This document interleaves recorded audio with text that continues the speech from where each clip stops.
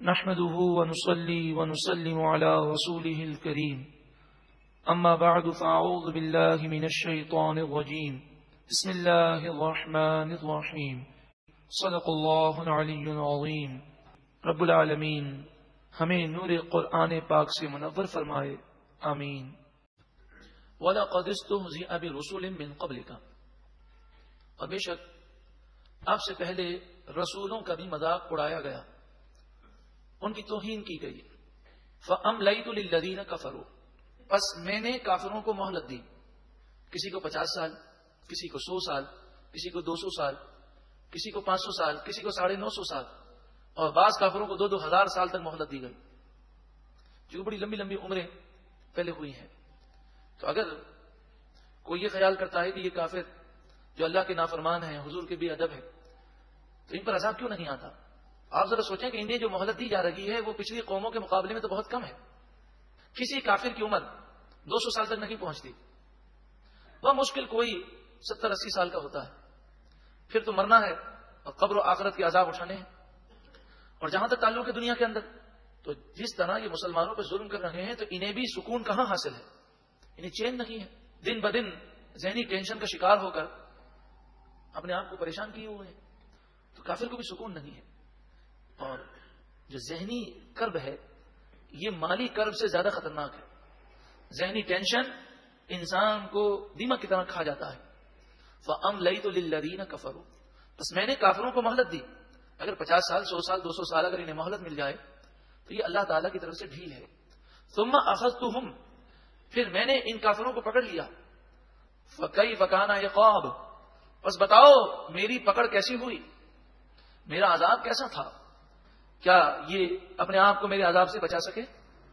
افمن هو قائم على كل نفس بما كسبت، ذرا بتاؤ کہ جو ہر جان کے گناہوں پر گواہ ہو اور نیکی پر بھی گواہ ہو، یعنی اللہ تعالی وہ ہر جان کی نیکی کو بھی جانتا ہے کہ کسی جان نے، کسی جاندار نے کیا نیکی کی اور کیا گناہ کیا۔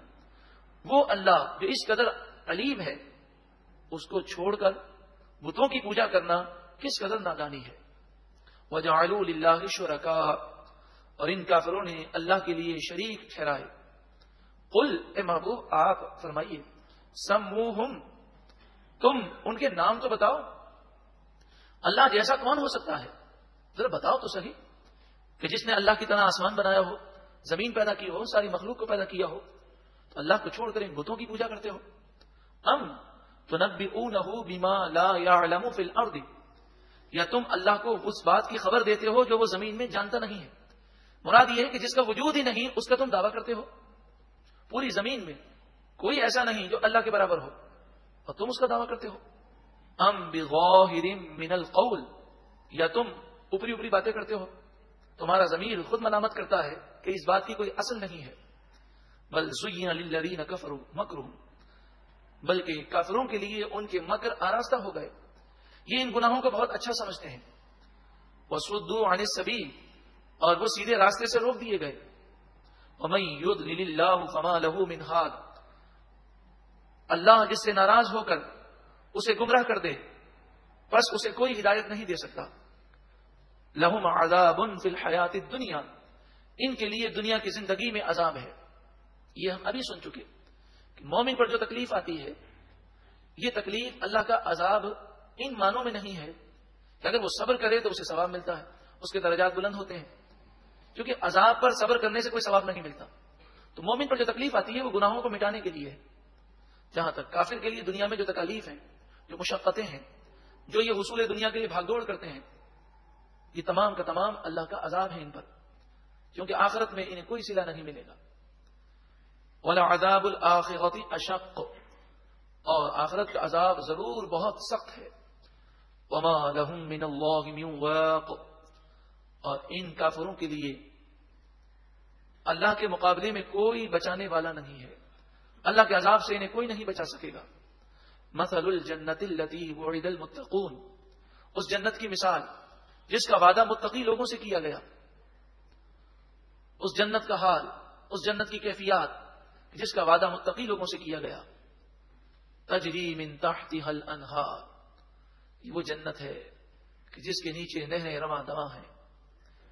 جنت وہ واحد مقام ہے جہاں کوئی ٹینشن نہیں, کوئی فکر نہیں, کوئی پریشانی نہیں. ورنہ دنیا کا کوئی کروڑ پتی آدمی بھی ہو, وہ بھی فکر اور پریشانیوں سے محفوظ نہیں ہے. اکلھا دائم وظلھا, ان کے میوے یعنی جنت کی خوراک, جنت میں غذا, جنت کی نعمتیں. اکل سے مراد پھل بھی ہیں, دیگر غذائیں بھی ہیں, اور ظل سے مراد سایہ ہے. تو جنت کے سائے اور جنت کی نعمتیں اور جنت کی غذائیں, جنت کے پھل دائم ہیں, ہمیشہ ہمیشہ رہنے والے ہیں. وہاں ایسے بڑے بڑے درخت ہوں گے. فرمایا کہ اس درخت کے سائے میں اگر جنتی گھوڑے پر سوار ہو کر 100 برس تک اگر دوڑتا رہے تو وہ سائے سے باہر نہ نکل سکے. اتنے بڑے درخت ہوں گے. جو ایک مرتبہ سبحان اللہ کہتا ہے اس کے لیے جنت میں ایسا ہی بڑا درخت لگایا جاتا ہے. اب یہاں تو ہم سبحان اللہ, الحمدللہ, اللہ اکبر یہ کلمات کہنے میں شاید اتنی کوشش نہ کریں, لیکن یہ بات یاد رکھ لیجئے کہ جنت میں جو بھی گیا اسے اس بات پر حسرت ضرور ہوگی کہ اگر کوئی لمحہ اس نے اللہ کے ذکر کے بغیر اور اللہ کی یاد کے بغیر گزارا ہوگا تو اسے افسوس ضرور ہوگا. مثلا ایک سبحان اللہ پر ایک درخت لگ جاتا ہے تو وہ یہ خیال کرے گا کہ یہ مجھے 1000 درخت ملے جنت میں, اگر میں زیادہ کہتا تو مجھے 1,00,000 درخت مل جاتے. تو وہاں جنت میں پہنچنے کے باوجود بھی وقت کو ضائع کرنے کا افسوس ضرور ہوگا. ایک مرتبہ محبت کے ساتھ کہیے سبحان اللہ. اللہ تبارک و تعالی اس سبحان اللہ کی برکتوں سے ایسا مالا مال فرمائے کہ جنت بھی عطا فرمائے اور جنتی درخت بھی عطا فرمائے. تلک عقبی الذین اتقوا, یہ ان لوگوں کا انجام ہے جنہوں نے تقوی اختیار کیا, گناہوں سے اپنے آپ کو محفوظ رکھا. وعقبی الکافرین النار, اور کافروں کا انجام جہنم کی آگ ہے. والذین آتیناہم الکتاب یفرحون بما انزل الیک, وہ لوگ جنہیں ہم نے کتاب یعنی قرآن مجید فرقان حمید عطا کیا. یفرحون, وہ خوشیاں مناتے ہیں. بما انزل الیک, اس قرآن پاک پر جو ہے محبوب آپ کی طرف نازل کیا گیا. یقیناً یہ اللہ تعالی کی بہت بڑی نعمت ہے کہ ہمیں وہ پیارا کلام عطا فرمایا جو ہمارے دل کے زنگ کو دور کر دیتا ہے, دل کو منور کر دیتا ہے, جو ہمیں گمراہی سے بچانے والا اور جنت میں لے جانے والا ہے. وَمِنَ الْأَحْزَابِ مَن يُنْكِرُ بَعْضَهُ, اور بعض گروہ ایسے ہیں کہ جو اس کتاب کا ایک حصہ نہیں مانتے, یعنی اس قرآن کا انکار کرتے ہیں. ایک آیت کا انکار یہ بھی کفر ہے, اور پورے قرآن کا انکار یہ بھی کفر ہے. قل, اے محبوب آپ فرمائیے, انما امرت ان اعبد اللہ ولا اشرک به, مجھے تو یہی حکم ہے کہ اللہ کی بندگی کروں اور اس کا شریک نہ ٹھہراؤں.